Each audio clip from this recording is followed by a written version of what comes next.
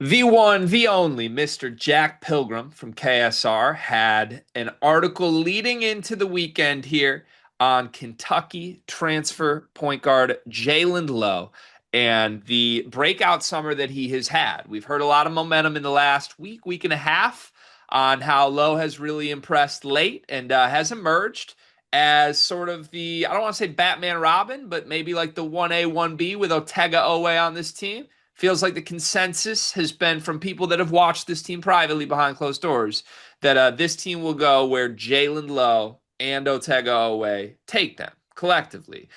Some very, very positive quotes in this article from Jack Pilgrim, from none other than Mark Pope on what Jaylen Low has been for this team. You can go read it with On3. Shout out to On3. And I believe this is the KSR Plus On3 site.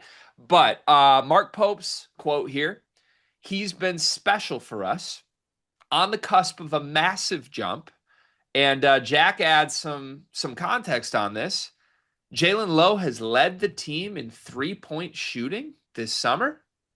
It's the first time that I've heard of that. Feels like anytime three-point shooting has been discussed before this point, it's been Trent Noah who Sure. gets that category. So apparently, according to Jack Pilgrim in live reps, Jaylen Low has been clearing the 40% mark and then some. And Mark Pope's quote on this was, he was our leading three-point field goal percentage shooter in 5-on-5 this summer, just right under 42%. So there you have it. Jaylen Low leading Kentucky in three-point shooting this summer on the cusp of a breakout year. What does this mean to you? I think it's massive for Kentucky just in general because when you're breaking down Lowe's game, you have this just massive, and obviously I understand because everyone leaves the comments about it. I understand there was a wrist injury last year. The shooting numbers were a little bit different before and after injury. I understand that. But the fact of the matter is you have a 2-year sample size and he went from 35 all the way down to 27% from three. And it was kind of a situation where you're looking at it after the first season, you're like, okay, he's a 35% three-point shooter, but he's just under 3 attempts a game. Goes up to 5 attempts a game and the percentage goes down. It's not something you want to see. But I do think that this Kentucky team needs him to be a shot maker, right? And especially from three, I think given some of the other people on the team, you don't want to just depend on Noah. And to me, also, Lowe is one of the few shooters on this team, and I think is a three-point shooter that can do it off the bounce, right? Like I trust him to, or at least you would like to trust him to do it off the bounce, which is something I think this Kentucky team needs. I'd also like to say and get this on record. I know for a fact that Mark Pope is telling the truth about just under 42% because as a resident liar about percentages, if he was lying, he would have rounded up to the nearest like fifth or like so he would have said just under 45% if he was lying. But the 42% makes sense to me, and it's a good development for Kentucky for sure because you that was one of the big things that we talked about when he made his way to Kentucky. That 3-point percentage took a dip, like a massive dip. So it's good to hear that he's able to knock it down in the summer. Yeah. So two sides of this conversation for me. Side number one, what does it mean if Jaylen Low is shooting the ball well? I'll go that path first. Really, really, really positive sign for Kentucky because Jaylen Low was one of the more dynamic guards in all of college basketball last season at Pitt while shooting 26% from three. Now, on really high volume, right? 5 attempts a game. And I preach this a lot when shooting comes up. Depending on the archetype, if you're not just like a stand in the corner guy, which Jaylen Low is not, he's a ball in the hands, let me rock guy. A lot of times, volume is more important to look at than percentage because shooting varies from year to year. We have seen this with really, really good basketball players. One year, a guy will shoot 40%, one year, a guy will shoot 26%. He's still the same caliber shooter. It's just a different sample size. And to me, if a player as dynamic as Jaylen Low, who can beat people off the dribble, get to the rim, do all these good things on a basketball court, if he's shooting 5 attempts per game from three, it doesn't mean he can't shoot, right? Like you have to have some level of belief in your ability to shoot, and your coaching staff has to be bought in to the fact that you could shoot this much for you to actually play that many minutes and shoot that many threes. And I think if you re-simulate Jaylen Low's season last year, 26% is probably the worst he would ever shoot on that many attempts. I would guess he would be in the 30s if you just played the exact same season out and had a little more shot luck. His first year at Pitt, for what it's worth, 35% on less volume. But to me, like the expectation for Jaylen Lowe is probably not he's going to shoot 45%, 42%, like they're saying this summer, but mid 30s on tough shots and be good. And if he can do that, then you're looking at this kid as an all conference player immediately because he's good enough at everything else on the basketball court. It's literally just, is he going to be a 26% shooter from three again? And that would hold him back. So, path one for me, I buy that he's shooting it well in practice in summer. Like, totally believe in his shooting ability to take a leap. Think he's one of the bigger shooting regression positive candidates in the country. And if that happens, like, yeah, he should be on my preseason all SEC team. Would you agree with that? Yeah, 100%. Yeah. Okay. You want to go down the second path? What? Okay, hold on now. What if we throw people off here? What if you just don't go down the second path? I'd like to go down the second path. Go down the path. Okay. Here are a collection of things that have been reported from various Kentucky media sites, media folks in the last 2 months.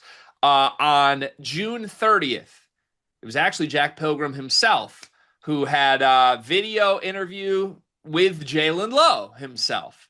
Jaylen Low, quote, Trent Noah might be the best shooter I've ever seen. Gosh, he can shoot the living blank out of the ball. Video evidence that Jaylen Low himself says Trent Noah is the best shooter he's ever seen. Kentucky Hoops, which is just like, I think, a Kentucky fan account on Twitter and Instagram, had a quote from TJ Barnett. This was earlier this month in August. Trent Noah has become the unofficial king of catch and shoot threes throughout Big Blue Nation this summer. Will Noah lead the Wildcats in three-point percentage?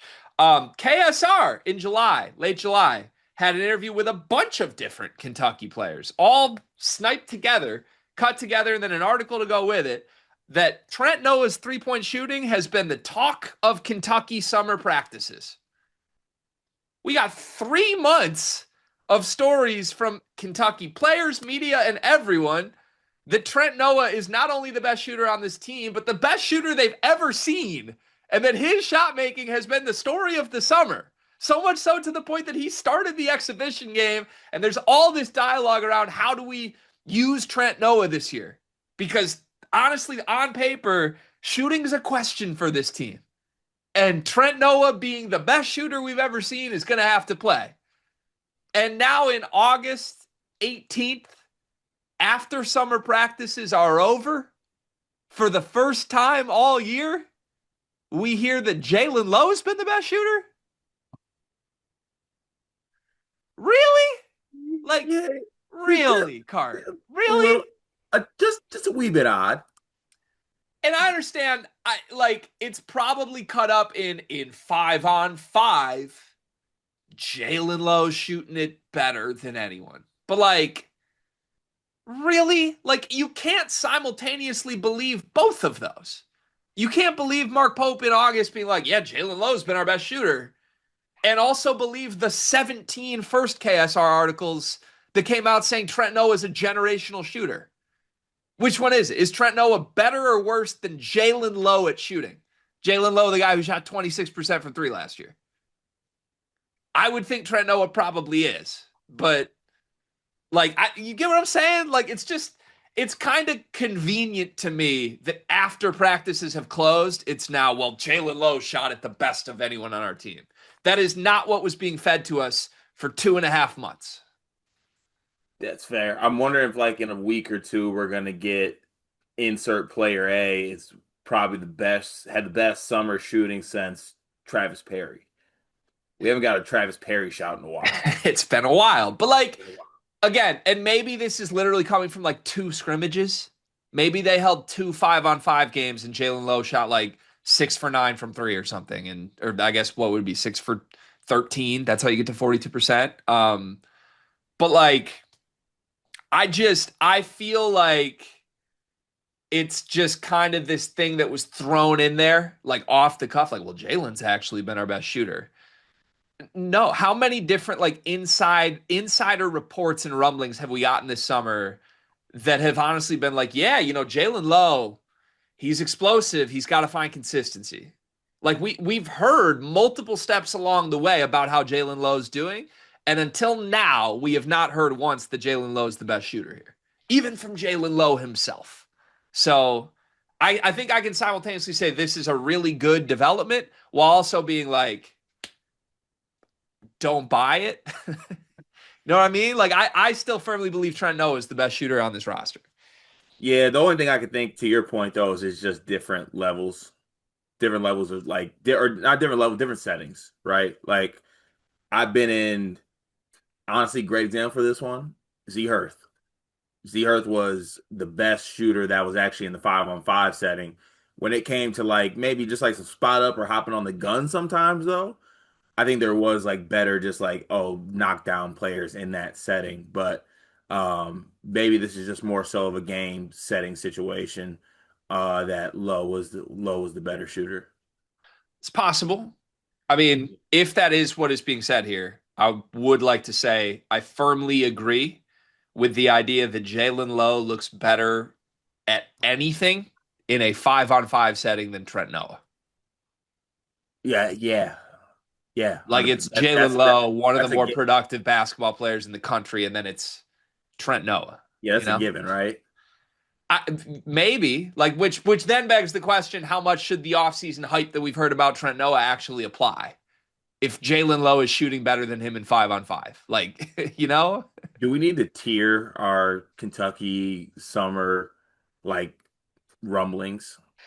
I think we need to do Kentucky people a favor here. I think we need to help teach them how to narrative. We're we're all time there. We know how to steer. You and I are great narrative drivers. We'll whip a narrative up from anything. But the one mistake a lot of narrative, I don't know, novices make is pushing two different narratives that can't concurrently be true. And I feel like that's what happened here, you know? Right. Let us steer you. I'm Yeah. also built like a steer. Like how could we twist this? Let's help them on the fly. Let's help get this where it needs to be. Oh, Well, easy. the thing is, they already put themselves in such a hole with all the Noah stuff. I'll get him out of it. Trent Noah, best shooter in the country. Best shooter I've ever been around. Jaylen Low, best player for Kentucky this summer. That's all. All you had to do was say best player, and now they can concurrently be true, and the hype is even higher. Yeah, higher for them. Could you imagine the thumbnail that would come of that from us? Lowe's have been the best player on Well, that's Kentucky. only because Otega's been Otega. Oh. And after all this has happened, by the way, Ortega is just Ortega, except Oh, for that one week when Ortega was in a boot. Then he was a little bit less of Ortega. Now he's just Ortega being Ortega. honestly, I can't wait for the October update where it's Otega, not Otega anymore. We're like, whoa.